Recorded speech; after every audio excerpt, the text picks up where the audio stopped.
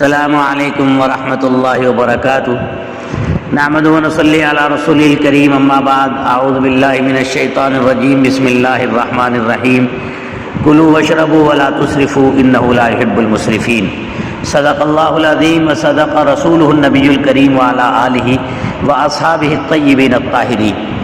عزیزان گرامی، اسلام اور مذہب اسلام کی تعلیمات، عبادات ہوں یا معاملات، ہر کام میں درمیانہ روی مذہب اسلام کا ایک امتیازی وصف ہے جس کا اعتراف اغیار کو بھی ہے۔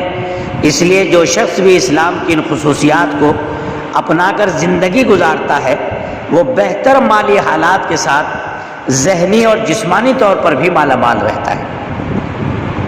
عزیزو، آج کے زمانے میں مسلمان شاید اسراف اور فضول خرچی کے معاملے میں بہت آگے نکل چکے ہیں، لیکن کووڈ-19 کی مہلک وبا، پوری دنیا میں لاک ڈاؤن اور ہر طرح کے کاروباری سرگرمیاں بند ہو جانے پر عالمی سطح پر جو معاشی ابتری پھیلی ہے، اس سے بھی یہی سبق ملتا ہے کہ مذہب اسلام کے امتیازی اعتدال پر اگر قائم رہا جائے تو مشکل ترین حالات میں بھی معاشی تنگی زیادہ پریشان کن ثابت نہیں ہوگی۔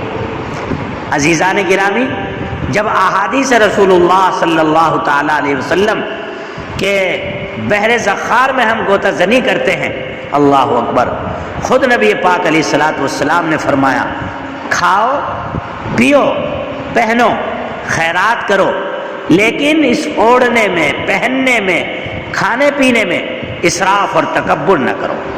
اسی طرح سے حضرت سیدنا انس رضی اللہ تعالیٰ عنہ سے مروی ہے کہ ایک شخص بارگاہ رسالت میں حاضر ہوا اور عرض کیا، یا رسول اللہ، میرے پاس دولت کی کثرت ہے اور بال بچوں کے علاوہ عزیز و اقارب بھی بڑی تعداد میں ہیں، اس لیے مجھے ہدایت فرمائیں کہ اپنا مال کس طرح خرچ کروں۔ تو جناب رسول اللہ صلی اللہ علیہ وسلم نے فرمایا، اپنے مال کی زکوٰۃ ادا کرو، وہ تیرے لیے پاکیزگی کا باعث ہوگی، اور اپنے اہل و عیال پر خرچ کرنے کے علاوہ اپنے ہمسایوں، مسکینوں اور غریب ضرورت مندوں کا خیال رکھو، اس کے علاوہ مسافروں اور غریب قرابت داروں کو مدد کرو، اور فضول خرچی سے اجتناب کر اپنے آپ کو بچا۔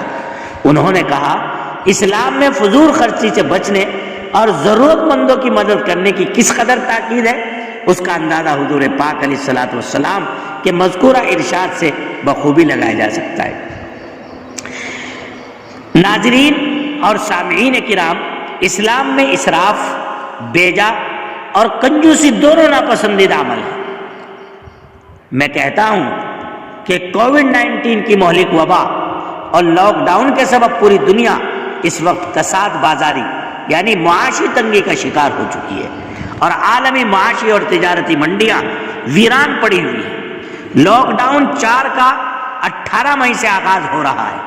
یہ اطلاعات آ رہی ہیں کہ لاک ڈاؤن 4 کے دوران نرم روی اختیار کی جائے گی اور بازاروں کو کھولے جانے کی اجازت کے ساتھ عوام کو طے شدہ وقت میں شاپنگ کرنے کی چھوٹ دی جائے گی۔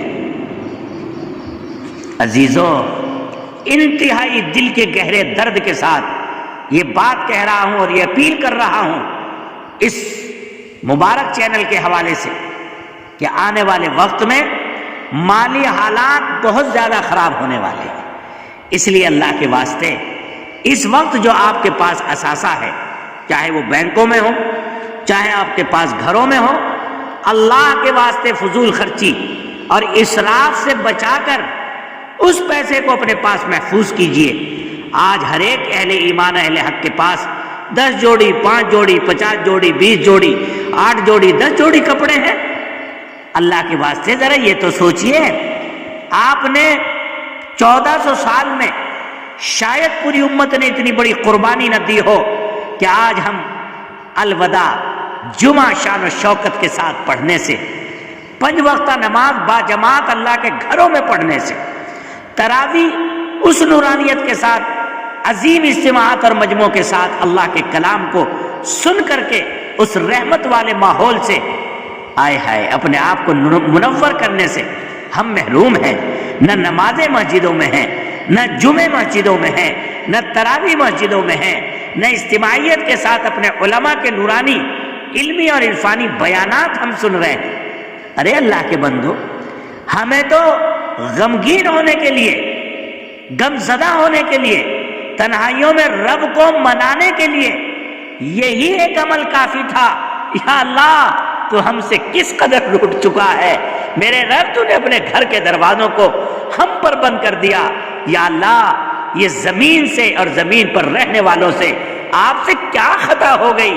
اے اللہ، ہم اس پہ معافی چاہتے ہیں، توبہ مانگتے ہیں، استغفار کی کثرت کرتے ہیں۔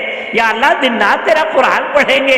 اے اللہ، اس مرتبہ کی عید کی خوشی کو بھی ہم توبہ اور استغفار میں لگا دیں گے، تاکہ وہی حالات جو ہمارے پاس تھے، وہی نعمتیں جو ہمارے پاس تھی، وہی آزادی جو ہمارے پاس تھی، اے اللہ، وہ ہمارے پاس لوٹ آئے۔